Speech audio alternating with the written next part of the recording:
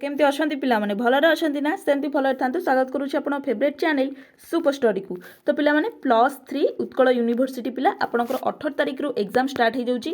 Then आपंकर AEC Odia VAC then major paper भी आपन आसीज। तो पॉलिटिकल साइंस पिलांकर आमे आज मेजर पेपर 1 आउ 2 गोटे वीडियो रे ही आपंकर सिलेक्शन क्वेश्चन को देदेबा। ठीक अच्छे। तो आपड़ जदि भी मु जहाँ भी क्वेश्चन दूसरी तार आंसर मु ऑलरेडी क्लास कर देछि। आपन जदि क्लास कर नथिबे डायरेक्ट एठी माने आसी सिलेक्शन क्वेश्चन मागिबे तो मु केवल सिलेक्शन क्वेश्चन ही देई परिबा। आ जो माने क्लास करिसंती से क्लास भीतर ही से तार आंसर एठू पाई जाइथिबे। तो चलंतु डेरी न करी आपनकर कोर पेपर 1 टा भी एठी डिस्कशन कर देबा, कोर पेपर 2 टा को भी एठी सिलेक्शन प्रोवाइड कर देबा। ठीक अछि।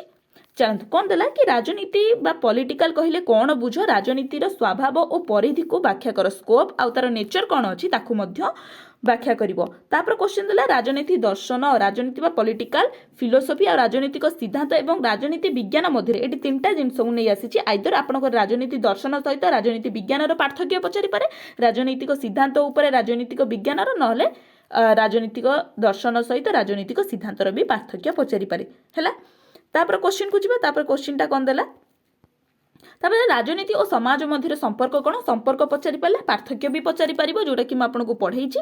राजनीति और अर्थनीति मध्य संपर्क और पार्थक्य भी ए दुईटा टिके देखिदेबे। तापर देला एठी आसिला मोस्ट इंपोर्टेंट लॉन्ग क्वेश्चन गोटे जोटा कि पूर्व वर्ष आसीथिला आपन मे भी एथरक सोभरेंटी आसी पारे।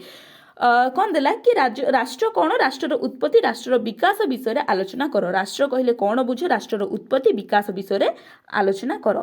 तापर आसिला सार्वभौमत्व कौन यार विशेषता को व्याख्या करो बा तार कैरेक्टरिस्टिक कौन अछि ताको मध्य देख। तापर देला राष्ट्र और सरकार मध्य पार्थक्य व्याख्या करो। राष्ट्र कौन आ तार सरकार मध्य कौन पार्थक्य अछि ताको मध्य व्याख्या करबा को दैछि। तापर देला ग्लोबलाइजेशन बा राष्ट्र ऊपर किपरि प्रभाव पकाए हमर जो जगतीकरण सेटा राष्ट्र ऊपर किपरि प्रभाव पकाए ताको मध्य व्याख्या करिया को दैछि।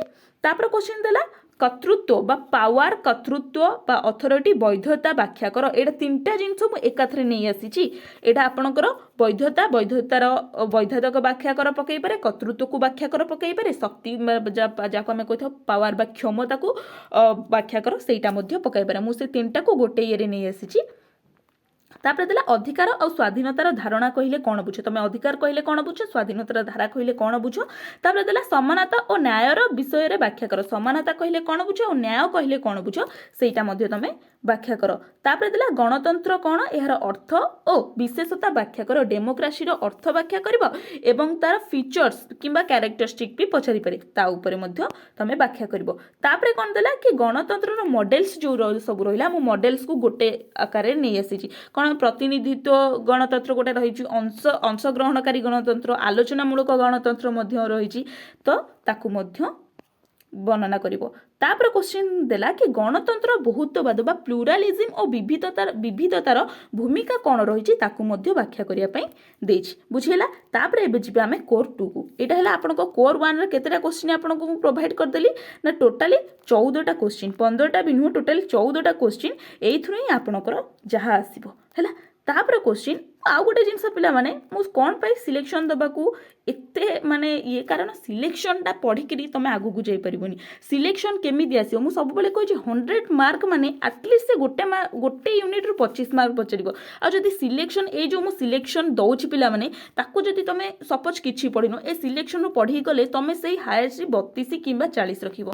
तमे जदी आगुरु टिके पढितांदो तमे सेठी 60 किंबा 70 रखि परिबो। तो डिपेंड ऑन यू।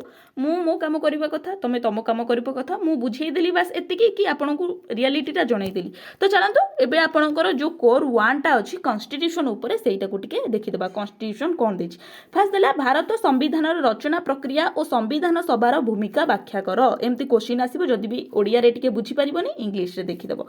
तापर क्वेश्चन देला भारत संविधान प्रस्तावना और एहार गुरुत्व व्याख्या करो। भारत संविधान प्रस्तावना करछि और एहार गुरुत्व कोन अछि ताकू मध्य व्याख्या करिवो। तापर क्वेश्चन देला मौलिक अधिकार और ताहार गुरुत्व व्याख्या करो। मौलिक अधिकार और तार गुरुत्व रहिला ताकू मध्य व्याख्या करिया को दैछि। तापर क्वेश्चन तो रहिला सॉरी राज्यर राष्ट्र निर्देशमूलक निर्देश बा जो डीपीएसपी अछि directed principle of state policy राष्ट्र निर्देशमूलक नीति ऊपर तमे व्याख्या करो। तापर क्वेश्चन देला कोन ना भारतर नागरिक मानकर मौलिक कर्तव्य विषय रे आलोचना करो। तांकर सब मौलिक कर्तव्य कोन अछि ताकू मध्य आलोचना करिया को दैछि।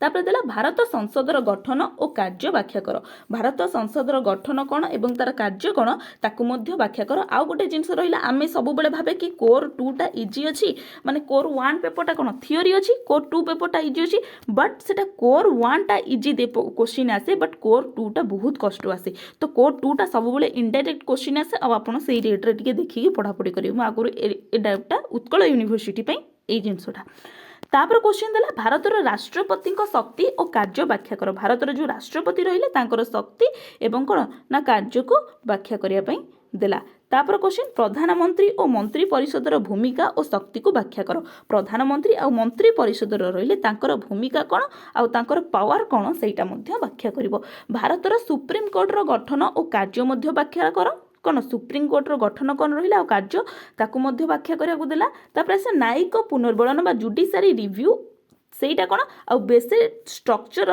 स्ट्रक्चर्स ऑफ डॉक्टरियन व्याख्या कर माने तार सब बेसिक स्ट्रक्चर कौन अच्छी तार कैरेक्टरस्टिक्स से कौन स्ट्रक्चर ऊपर बेस्ड अच्छी तापर टिके देखिदेव तापर क्वेश्चन देला पब्लिक इंटरेस्ट जोटा को आम कही लोकंर स्वार्थ तार प्रॉपर ओडियाटा मो मन रही जनस्वार्थ एक्जाक्टली जनस्वार्थ मामला तार ओडिया हम जनस्वार्थ मामला कौन एवं यार गुरुत्व को व्याख्या कर जनस्वार्थ मामला एवं तार गुरुत्व को व्याख्या कर तापर देला भारतर केन्द्र और राज्य मध्य संपर्क कौन रहा जोटा आपणकर फाइनेंशियल आसीपर नहले आपणकर केन्द्र और राज्य मध्य व्यवस्थापिका संपर्क गोटे अच्छी कार्यपालिका संपर्क गोटे अच्छी तापर गोटे प्रशासनिक प्रशासनिक आर्थिक आ गोटे रहा व्यवस्थापिका समथिंग एमती अच्छी से 3टा भितर गोटे इंपोर्टाट से 3टा ही इंपोर्टान्स अच्छी तुम पढ़ीदेव से 3टा को तो मुझे संपर्क माने से 3टा अंडर ही जाऊँगी तो से 3टा को टिके देखी देथिबो तापर देला भारतर निर्वाचन आयोगर भूमिका व्याख्या करे निर्वाचन आयोग कौन रहिला